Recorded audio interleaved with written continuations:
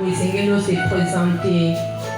Mingi baza awa bamona anga me bayeba anga bien te. Siko na lingina se présenter. Nga na uti na Kisangani. Nazalaki famille Miserman.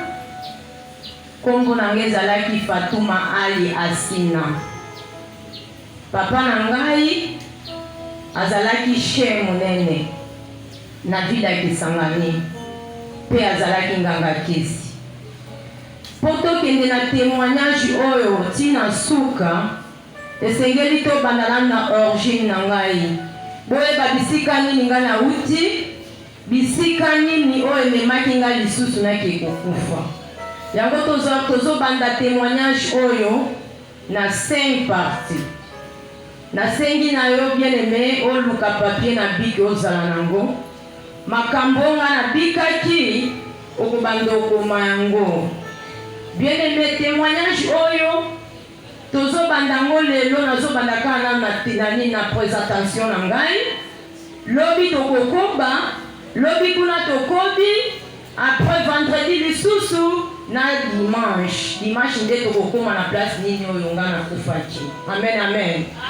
En tout cas kozanga te sengelo sisa nyonso. Amen amen. Alléluia. Mes témoignages nanga ono ninga na accompagner ngo na liloba ensemble. Yango tozo tanga mokanda ya Ruth.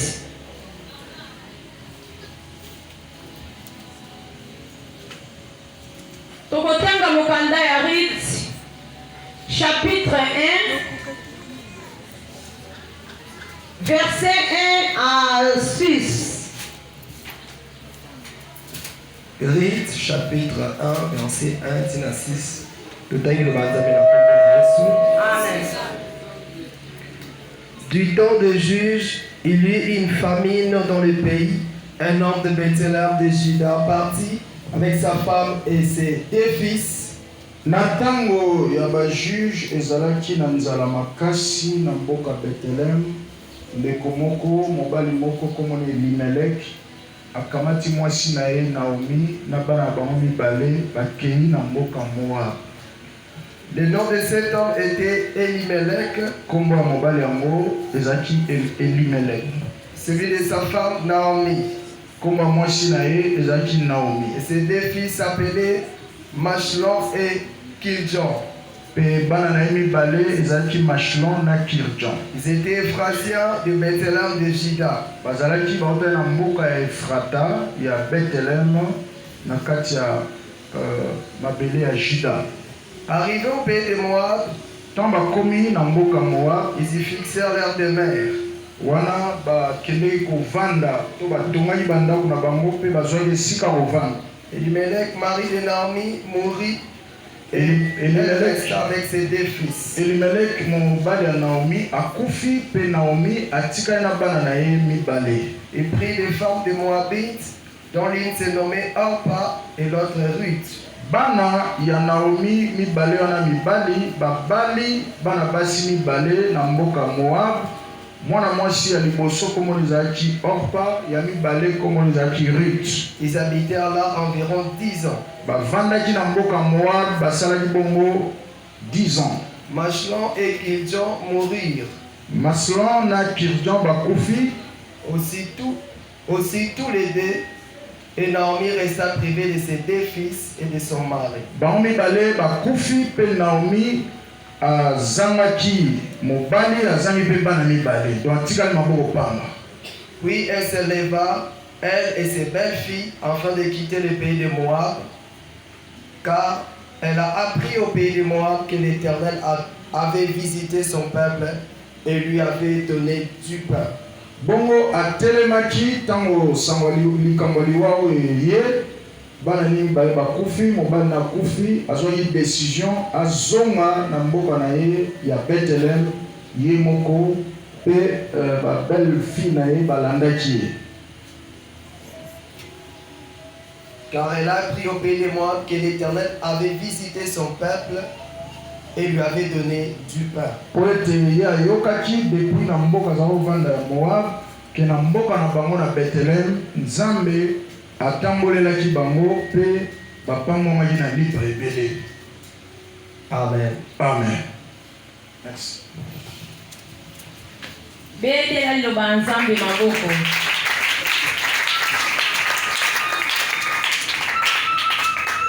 Lelo tozomona histoire ya Rite. Ezalaki na mboka moko babengi yango mboka oyo ezalaki Bethlehem. Mikonzi ya mboka bakitisaki mibeko moko na mboka wana. Mboka wana ekotaki nzala makasi. Siko eza na papa moko azalaki na mboka wana abengami na kombo ya Elimeleki. Papa wana desidaki kozwa fami na ye bakende na mboka Moabiti. Mboka wana oya Moabu, papa sikoyo azwi bana mwasi na ye Naomi, azwi bana na ye mibale ya mibali, azwi bango bakoti na mboka wana Moabiti. Papa tango bakomi na mboka Moabiti, papa akufaki. Tango papa akufi, papa Elimeleki akufi, Naomi atikali na bana na ye mibale ya mibali, na basi ya bana na ye mibale. Oprah, basi na mwasi ya liboso kombo na ye Oprah, na mwasi ya mibale kombo na ye ezalaki Rite. Sikoyo bien-aimé na mboka wana Moabite, basalaki 10 ans. Bible ezolobela biso na 10 ans wana bazalaki, mibali nyonso mibale bakufaki. Tango mibali nyonso mibale bakufi, baveve pe batikali misato. Oprah na Naomi na Rite. Na mpoka wana bien-aimé, basi batikali misato, mibali pe misato bakufi. Donc excusez-nga muke parce que naza muswahili, nazo se forcer. Amen, amen.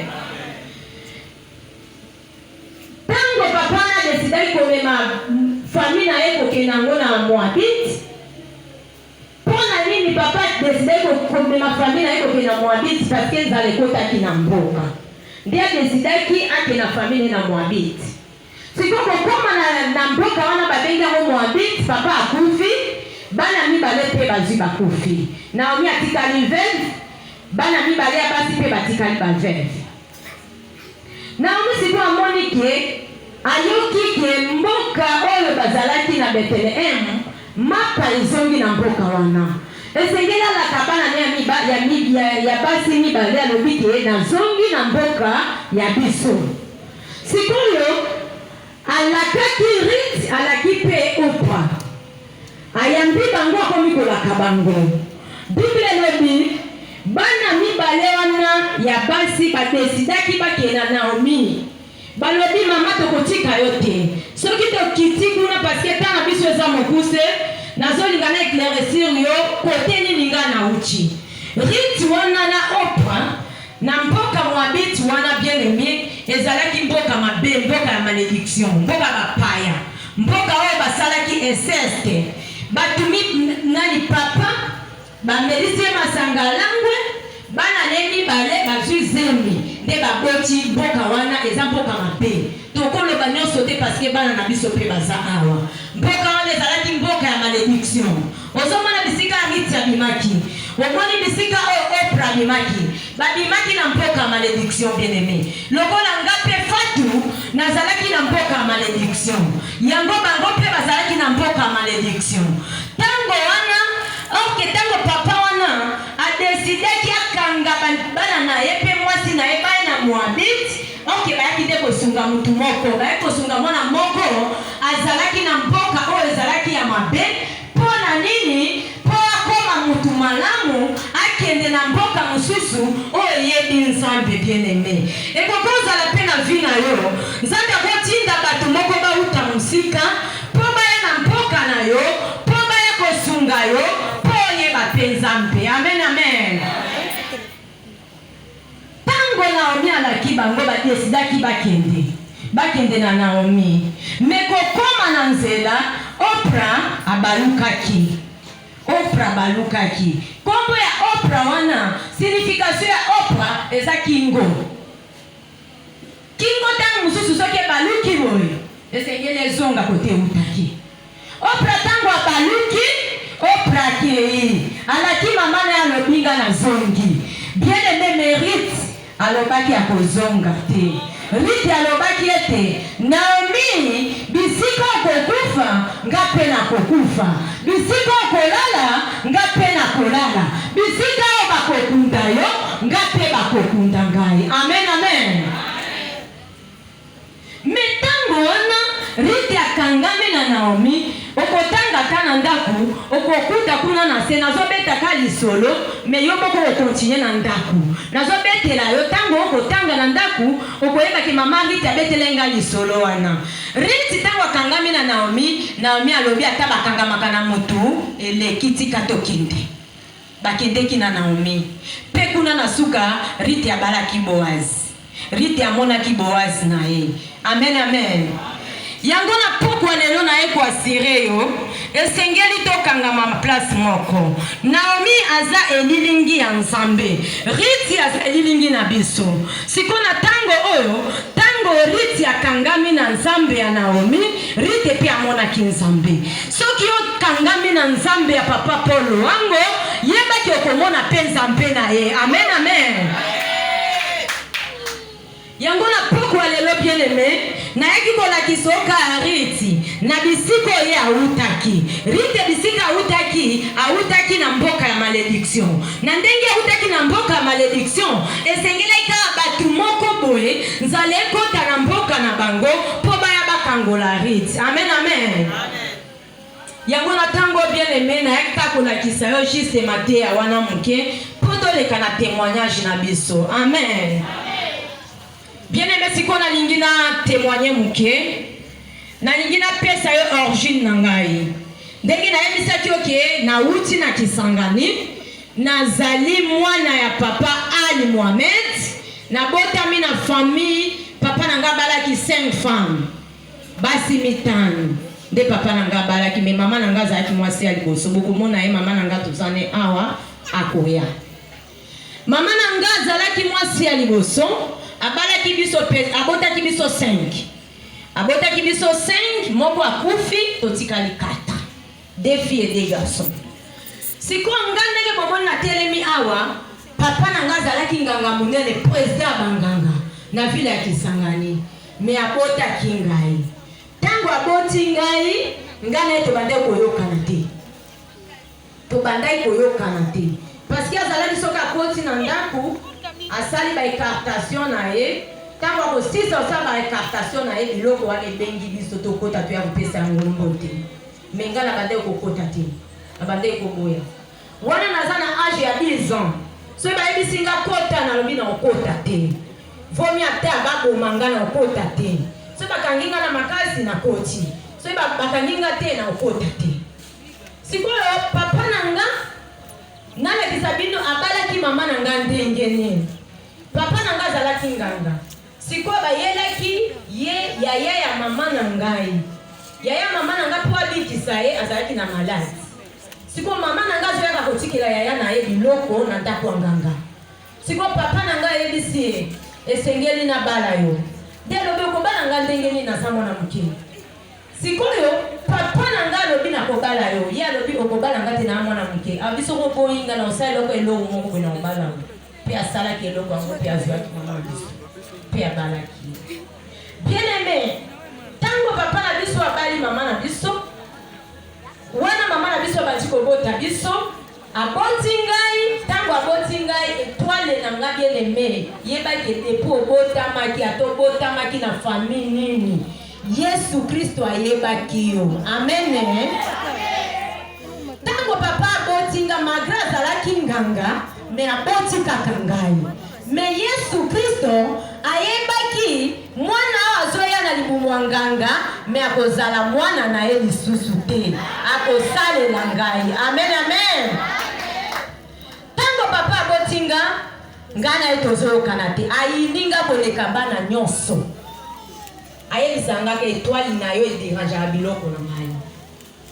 Ngale bisi papa étoile na ngai sikondini. Abi étoile na yo dérange kangai. E komaki na koma na 11 na tie bango na se na ebisi bango papa, mama la kisanga soki papa aza papa na ngai. Aye bisinga na yebi mobali mususu teka oyo de papa na. Pona ni soka beti nga betanga koleka bana nyonso. Maman lobeli nga bibi loko ne wana ndezo faire bongo. Obanga te nzambe azali. Abalaki maman nanga na makasi, maman nanga azalaki chrétienne. Mais abalaki ye akotisi akomi musulman, akomo salela ye kolambela ke bakisi, kotutela ke bakisi na ye wana maman na biso akomi bongo. Sikoyo tango nakomi na 12 ans, nakomo comprendre. Na bizambe nanga.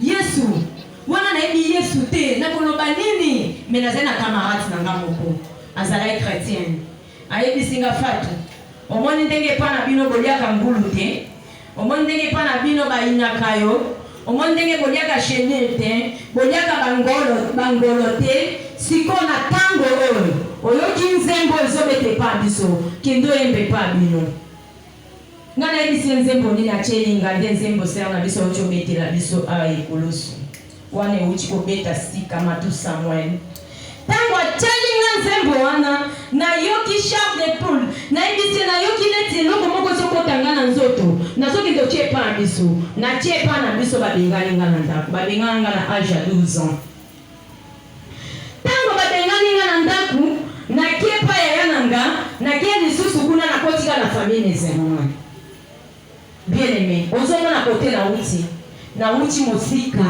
babengana nga na age ya 12 ans pona makambo ya famille na biso na banda olinga ngote babengana nga na se retrouver libanda bien aimé yango na tango oyo yo muto obongoli motema yo muto okoti na kati ya bonzambe yo muto oyebi Yesu na beteli yo maboko parce que vie na yo eza na assurance mwana oyebi Yesu na age ya 12 ans mama na papa zolakisa ye alobi mwana nanga kende na losambo atuka mama na papa na beteli bino maboko makasi parce que biso toyebaka ngolu wana te bien aimé vie nanga ebanda ekobeba na age ya 12 ans vie nanga wana ebanda ekobeba na age ya 12 ans bien aimé okoti mwana na yo akomika na 12 ans vie ebebi na tanga klase ya malonga te kote nazokende baotangisanga klase ya likukuma mpona nini papa ati abengani ngai abengananga na cause nini bien aimé soki oza na kisi esengeli bapesa mpe yo condition bapesa ye condition amonaka makila te regle ya monango te bapesa ye mpe condition ya mibale atambola na mwasi ya motu te soki asali kaka eloko wana okufa sikonga na age ya 12 ans na regle mama na biso asi akima libala makambo amona ya minene esaliki akima na yaya na Kishasa atiki biso na ye siko ntango nga na regle naza na mama te esengelaki na mema regle wana epa ya papa na prezante ye papa tala eleko edumi ngai Yesu kuna nde nakende kobebisa makambo na ye azwi mpeni alobi nazoboma yo paske yo obomi ngai nga lobi papa na bomi yo te eloko moko edimi nga liboso nayebi na nga yango te namoni yango eza rouge ayebisi nga obominga ndenge nga yo obominga natika famille bana mingi mpo na yo nazoti yo mbeli nde eloko etikali nga nakende nazala shege yango wana ntango wana nakomi kuna na age ya 17 nazwi nanga zemi mpo naza na cadrement moko te bien aimé esengeli kolakisa bana nzela ya nzambe esengeli bana mike kobanda kolakisa bango nzela ya nzambe pasi oyo ekutaki nga mama Rit ekuta bango te soki olakisi bango nzela ya nzambe te eza pasi bien aimé eloko ekoki kotikela bana na se ya moi oyo eza kaka nzela ya nzambe eza kaka nzela ya nzambe tala vi na nga ndenge ebebaka vi ebebi mpona nini nalakisaki condition oyo ye aboyaka nga nayebi na nga te ayebisaka nga te ke oyo soki bato na ye bayebisi eke amonaka makila te yango nayebisi ye papa yango tomonaka mama na biso periode moko alalaka na salo yo olalaka na chambre atyenga mbeli alobi azocuba ngai me ndenge nabima na chambre na ye ti lelo nayebaka te bien nzambe akoki koepargne na eloko moko akobimisa ta na maboko ya Satan ye moko akoyeba te ti ndenge ayaki kokufa akufaki parce asi amoni makila parce que eloko wana epekisamaki ke amona yango te aye komona yango akufi na âge ya 40 ans akufi bien aimé. Omoni le salaire du péché c'est la mort. Tango ye azo souffrir biso bilikelamu na nzambe parce que abotikaka nzambe na se ekelamu na nzambe tango azo souffrir nga nzambe alobi yo longwana mwana oyo nayebi ndenge na kotambola na ye bien aimé nzambe ayebi yo na poko ya lelo nzambe ayebi yo ata bakangi gauche bakangi droite bakangi liboso bakangi na nsima yebaki ekotusola kaka. Alléluia.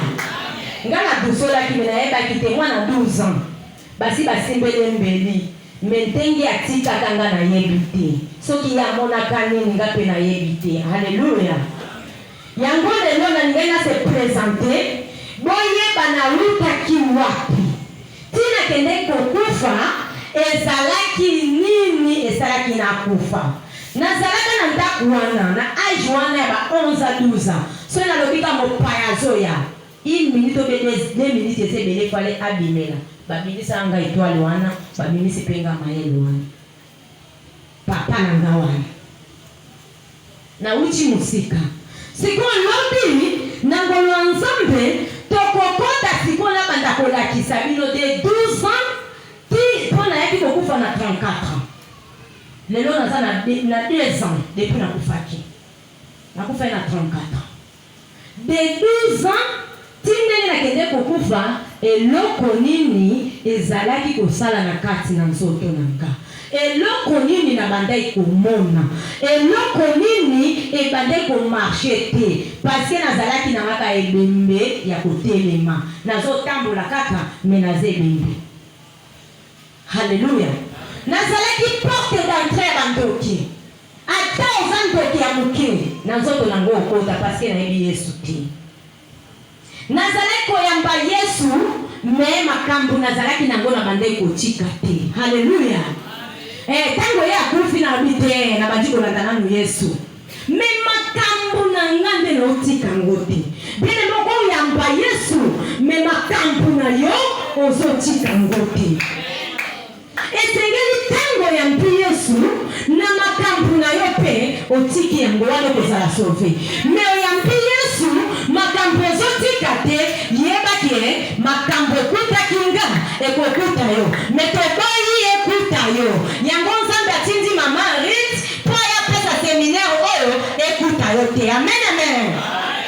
Ekuta yo te makambo eze ebele okokoma yango okobanda otala na via bana na yo makambo mama ndite azoloba eske basini yo namona kangwe pa bana nga eske namona kangwe pa bana bandeko na nga okobanda verfier tango nazopesa yo ozokoma ozotala siko meme na ndako ofanje olobi nzambe na nga basini yo mama ndite apesaki nazomona na mwana te osali rapide omemeli biso omemeli mwana epa papa akobondela kosala délivrance makambo ekuta ngai ekuta ete. Amen amen.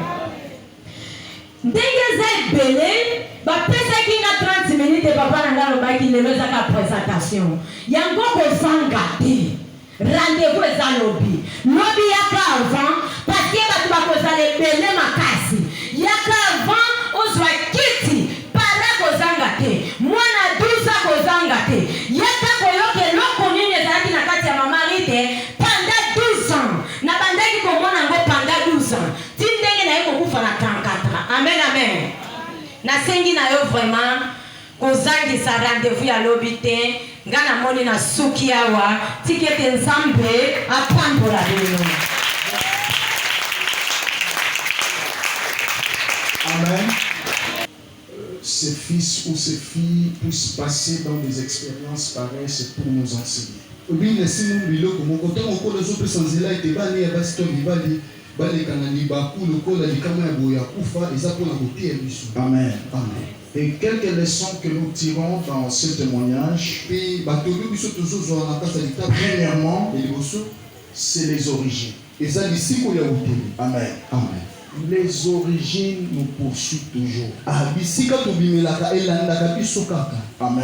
Amen. Tu viens de quelle famille? Outi na libota Pose un peu la question à ton voisin. sino mpena likosa Tu pemini. viens de quelle famille? Outi na libota nini. Quelle a été la vie de tes papas? Libota papa na ezalaki lolenge nini. La vie de tes tantes paternelles? Bomoi ya batata mwasi na yo ezalaki lolenge nini. Amen. Amen. La vie de tes oncles Bomoi ya banoko du côté maternel? ya kota bomama. Quelle est leur vie? Bomoi na bango ezalaki lolenge nini. C'est ça la vie que tu as. Yandi bomoi oyo oza na Tu yango. peux faire semblant, Okoki osala mais yango les conséquences t'instruiront. kasi bamandeko te ya yo. Tona voisin makambo oyo ozobika eza lokola botata te. tala makambo esobika eza lokola botata te. Okoya na église oyo nazomona clair te, église oyo nzambe aza te, église te, yo nde outi na famille mabe. Est-ce que tout le monde zoloba anani? Yo zoloba libala, est-ce que na famille na bino babala? Nani abala? Eloko yo zoluka wana omona ngo na famille banani? C'est sérieux. eza simbo. Amen. Amen. Ça, ses origines étaient mystiques. bisika okeyaki libota ene ezalaki mabe koleka. Très mystiques. mabe makasi. Son père était polygame tata na ezalaki moto abasi ebele.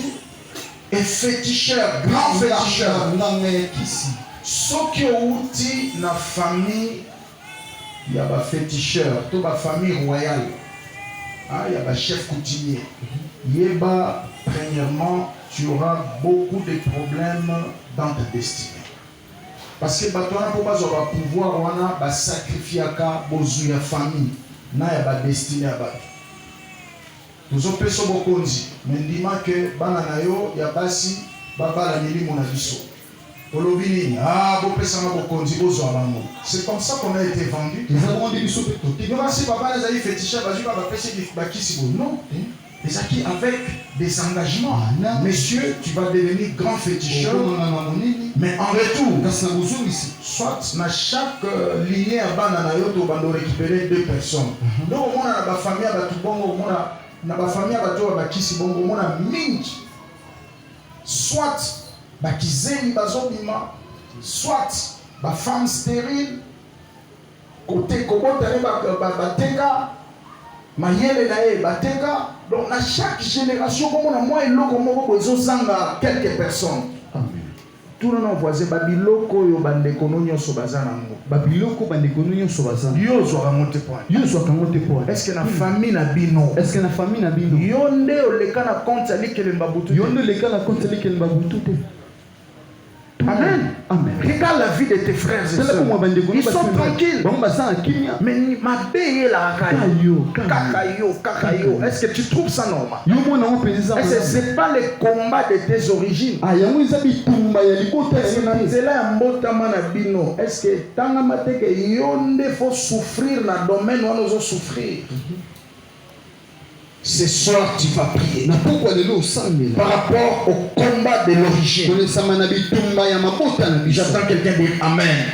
Nous allons prier, attaquer les sangs. La Bible dit dans Hébreux chapitre 12. Amen. Hébreux 12. La Bible nous parle du combat du sang. Au verset 4. La Bible dit jusqu'à présent, vous n'avez pas encore lutté jusqu'au sang concernant le péché. Amen. Il y a des choses qui nous poursuivent à partir du sang. Et nous allons prier, détruire ces choses. Deuxième leçon que j'ai tirée ici, c'est son ami qui lui a donné cette cassette-là. Amen. Il y a Matou Samuel, il y a l'album, il y a Kiese Mouyesu. Il y a l'album, il y a 98. C'est cet album-là, c'est ce cantique-là qui a basculé sa vie. J'attends quelqu'un dire Amen. Un ami. Donc, au moment où on a destiné, on a utilisé mes camarades. Tous nos voisins, mes camarades, nous Amen. Déjà, à 12 ans, on a utilisé camarade Moko à Pessika cassette. On a dit que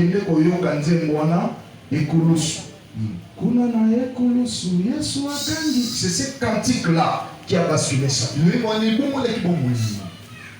Amen. Et tant on peut abengami pa na nzambe, nzambe sanini a utilisé pe camarade. Pour aya pour partager même ce témoignage pour eux. Est-ce que tout le monde a amen? C'est ce que je t'ai toujours dit. Pour que Dieu bénisse ta vie, il va utiliser quelqu'un. Et pour que le diable aussi détruise ta vie, il va passer par quelqu'un. Voilà pourquoi Atoyebi ko sambela te. Sambela va toujours le banzambe tchaba tu malamu na banzela. Est-ce que tout le monde a amen? Pour ça il sera prière ou on a la tomboté. Nzambe tchaba tu malamu na banzela bana na ngai. Tchaba tu malamu na banzela mbali na ngai. Tchaba tu malamu na nzela mwasi na ngai. Tchaba tu malamu na nzela bandeko na ngai. Au Cameroun, on dit on devient quelqu'un par quelqu'un. Na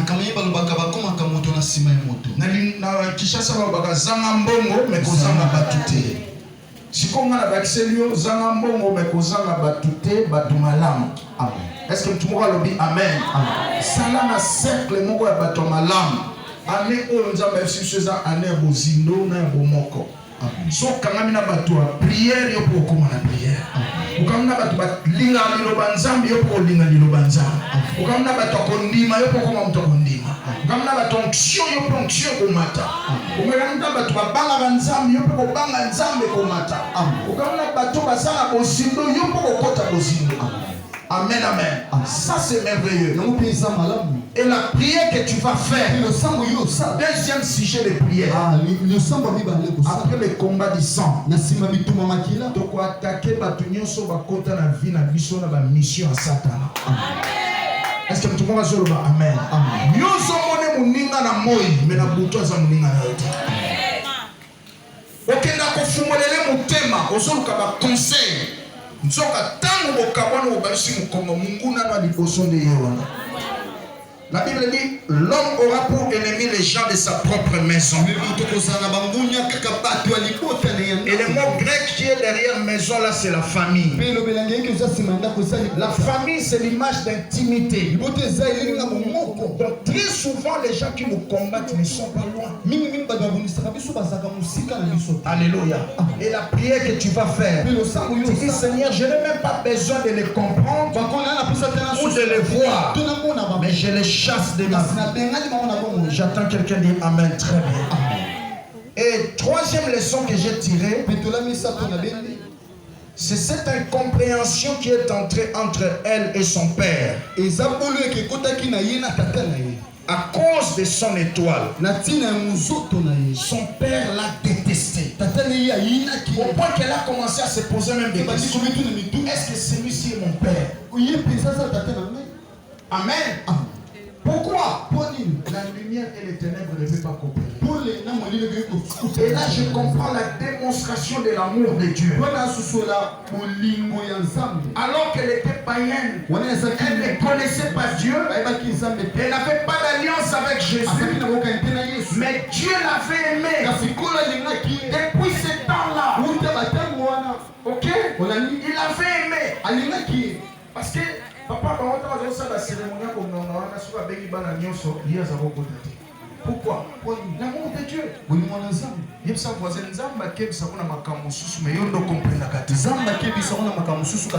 Voilà pourquoi dans cette année qui commence, je prie le Seigneur qui t'ouvre l'œil, que tu arrives à discerner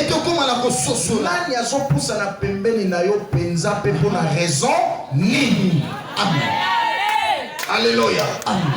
C'est très important. Dieu l'aimait. Dieu l'aimait.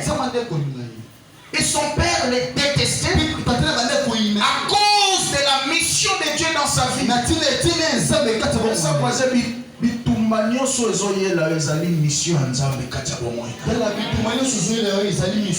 L'étoile de Dieu. Amen. C'est ça qui t'attire tout ça. Voilà pourquoi tu dois comprendre que plus la réclamation et le combat sont grands, plus grande est ta destinée. Le diable a peur de toi. Il a détruit vie à 12 ans. yango nayebisaka bino mwana nyonso bapesi kindoki wana aza na étoile ya monene lukela ye délivrance. Satana abebisaka motu nyonso te. Alléluia. Akoki jamais luka mwana wana ya 5 ans, 7 ans, 8 ans, 10 ans pese kindoki pamba. Parce que son mwana o mwana na kozala après 25 ans, après 30 ans. Voilà pourquoi on va récupérer dès l'enfance, pas détruire vie. Voyez, déjà à 12 ans, le diable a basculé ça. Il a fait qu'elle soit chassée par la. C'est comme ça que Banamsou va comme orphelin, n'a pas âgé, papa koufi, ce qu'on l'a n'est bien, lui a tata les a normalité. Baso visé de moi na wana, destiné les a mon néné. Babi moi non soto tiki na papa na ye, a autant c'est la classe bien déjà l'ingalaye, a ko c'est la condition malamu a osala motu. Alors la moindre des choses que nous pouvons faire, c'est tuer son père. Et ça la ko matata, soit ba bepsi musala tata na ye, soit ba bomene tata na mama tika le orphelin. A ko ko la rabo, pas non ko pata moi si tout ça, na ne vine ko beba. Combien leurs vies ont été détruites comme ça à cause des missions des esprits. J'entends quelqu'un dire Amen. Voilà pourquoi à un certain moment il faut savoir se séparer aussi avec certaines personnes en paix. Jamais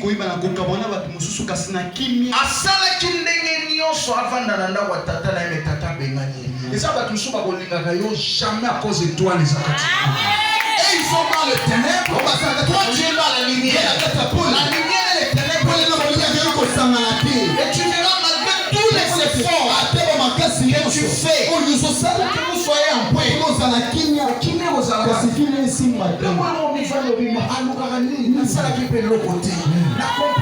C'est quoi au fait? Les ténèbres et la lumière ne peuvent pas couler. Et tu vas prier les seigneurs. Amen. Sur ma béto longolé na cercle. Alléluia. Et pour terminer la dernière leçon, c'est la confusion. Et qui les a dit pas papa na ya mona makila te. Mais nous avons utilisé makila. Alléluia. Pour attirer confusion. Ce qui papa na mona ki makila ya Yesu. Oui,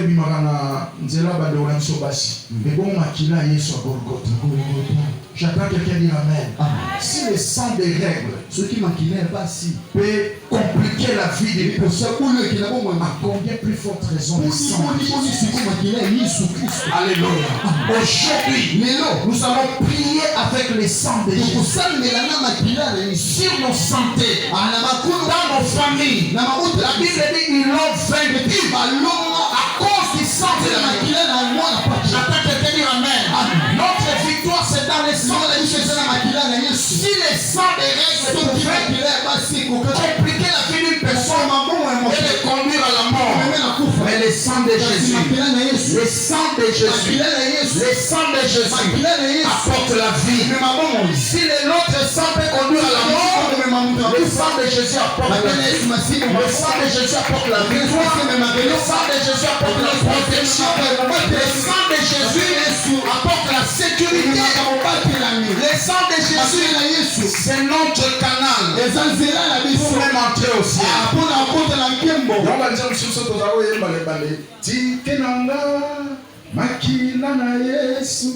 Est-ce qu'il y a quelqu'un qui connaît ces cantiques? Alléluia. J'attends quelqu'un dire Amen. Nous allons prier avec le sang de Jésus. Dans cette année qui commence, tu vas verser le sang de Jésus sur ton chemin, sur tes rendez-vous, dans ta maison, là où tu fais tes affaires. Que le sang de Jésus soit aspergé afin que la victoire soit certaine. J'attends quelqu'un dire Amen très bien. Alléluia. Alors que les chantres sont en train de s'approcher, nous avons nos têtes inclinées. Tu vas remercier le Seigneur pour ce témoignage, pour le premier jour. Nous avons 3 grands sujets de prière.